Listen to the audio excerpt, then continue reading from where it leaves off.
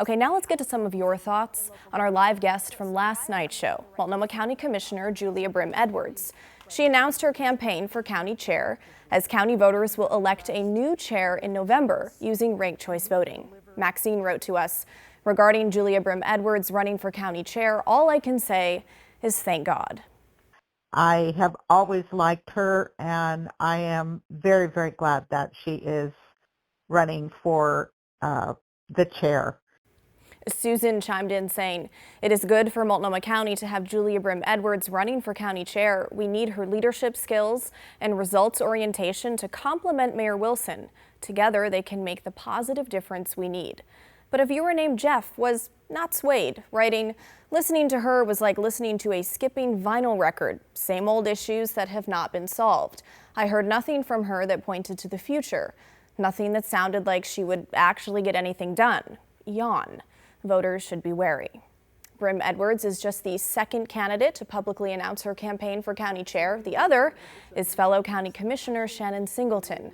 And she is joining me now live to talk about her campaign. Commissioner Singleton, thanks for coming on the show. Thanks for having me, Blair. Okay, so let's start with the county chair. You know, it's arguably the most powerful position in local government. So why are you the right person for this role? I think I'm the right person for this role because I have shown over my 1 year at the County Commission that we can get things done.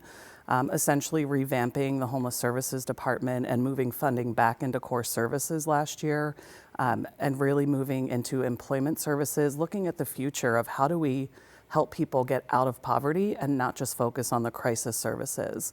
I really am coming in with a perspective of there are things that the county does and does well, and that's what we should focus on, and that's what we should really look for efficiencies in while we're in this current climate of resource reduction. So as we're talking about homeless services, you served as interim director of the Joint Office of Homeless Services for 6 months, overseeing how homelessness funding was distributed to nonprofit providers. It's no surprise there is widespread frustration in the community about accountability for organizations that receive taxpayer dollars meant for homelessness. So what needs to change there, and why weren't those changes made during your time in that role? I think really during my time in that role, there were a number of changes that were made. One, when we had one-time only funds, we used it on one-time only purposes, as opposed to what happened in the past couple of budget seasons where the county board passed one-time only budget with investments in ongoing things like shelter. And that's left us in the current situation that we're in. While I was there, we were doing things like using it to purchase a property, use it for short-term shelter, but have the opportunity for long-term development for housing. I think one of the things that we did do a lot of while I was there was actually looking at the contracts and aligning our outcome goals with what we were putting in our overall plan for supportive housing services and making sure that providers were actually reporting back in and were held accountable to their outcomes. There's been a lot of expansion of programs since then, and I think it warrants an additional look at making sure if somebody's not meeting their goal around housing placements or around number of people served in shelter, then we need to be having a conversation about if we should continue to invest there. I want to find opportunities to help people improve when they're not meeting goals, but we can't just do that forever. If you're elected chair, will taxpayer-funded tents and tarps still be part of the county's homelessness response? I think this one I know comes up a lot, and I think what's really important to note is that when I was running nonprofits, I often got donations of tents and tarps. And so there's been this overemphasis of the county funding this kind of purchase that really shifted during COVID when we did social distancing in shelters and there was a need for increased supplies for out on the street.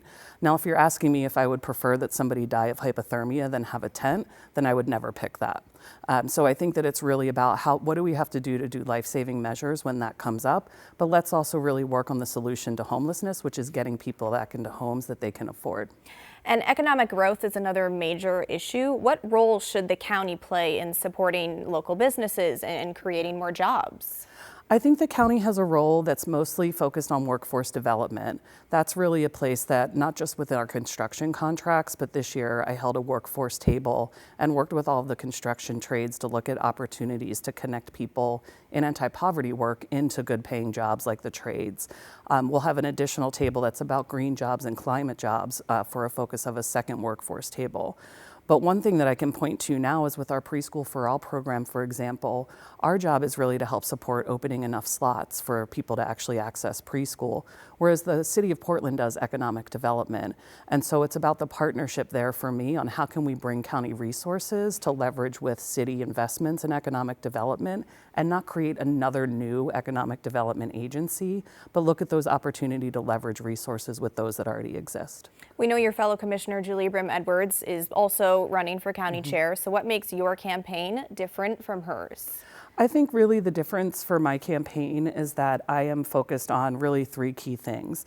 One is going to be housing and homelessness. That's obviously still a big concern for the community. But as I just mentioned, the economic development, I think the commissioner has a really different perspective on how the county should show up there.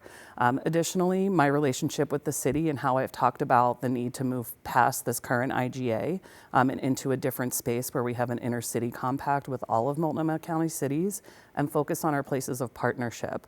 I really want to move past this kind of fighting about one component of the system around shelter bed and look at those opportunities where not just on housing and homelessness can we actually work together and partner with the City of Portland, with the City of Gresham, Wood Village, Troutdale, but also with Metro or other regional government. That feels like a really big difference for me is let's move forward as opposed to keep having the same conversation that's been going on for at least the past 20 years.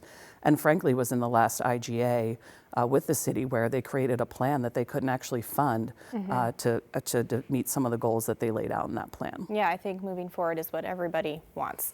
Okay, Commissioner Shannon Singleton, thanks for your time tonight. Thank you, Blair. Okay, now it is your turn to weigh in. What do you think about County Commissioner Shannon Singleton running for county chair? Did anything she say stand out to you tonight? Let us know. Email the story at kgw.com or call and leave us a voicemail, 503-226-5090.